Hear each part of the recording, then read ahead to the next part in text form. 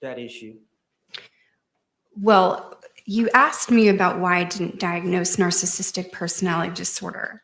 And again, from the DSM, Are there criteria? there are criterion for each disorder. And so when you're assessing someone, they have to meet all those criteria for you to form that opinion that they actually suffer from that disorder? Well, the first, I guess, issue is, do they have the criterion that are listed? And then the second would be, is there a different mental health disorder that would better explain the criterion that you're seeing?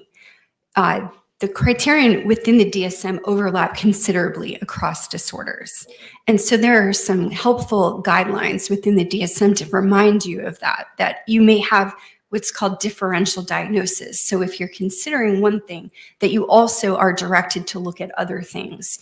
So that happened in this case, in this instance, that the DSM guided me to also look at other things. But just for purposes, to make it clear, you did not diagnose her with narcissism, that disorder. That's correct, because the DSM's description guided me that would not be an appropriate diagnosis. Why did you not diagnose Ms. Bing with a personality disorder? Well, first of all, it has to be a pervasive pattern of distorted relational abilities. So basically, if she is demonstrating in a variety of settings that she has these symptoms. And then secondarily, the diagnosis of post-traumatic stress disorder is listed when you're considering personality disorders. The DSM guides you that if there are personality changes that are associated with the exposure to a trauma, then you should consider post-traumatic stress disorder and not a personality disorder. Have you diagnosed her with anything? And we'll elaborate on that, but through your assessment, have you diagnosed her with anything?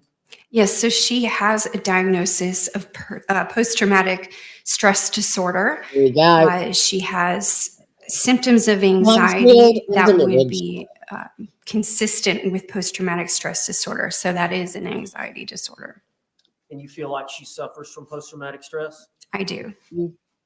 Now, at the time of this incident, this event, we're talking February 23rd of 2020, you were aware that she did not have much family support? Yes.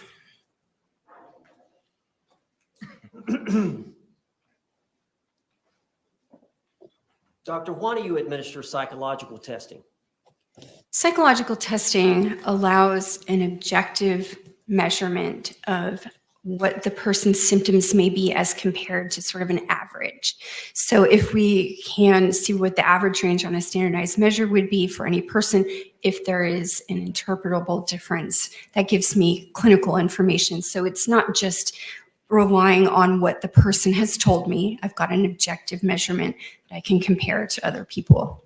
And then I also administer psychological testing in a forensic evaluation to help assist me in making sure that the person is intending to put in good effort with me.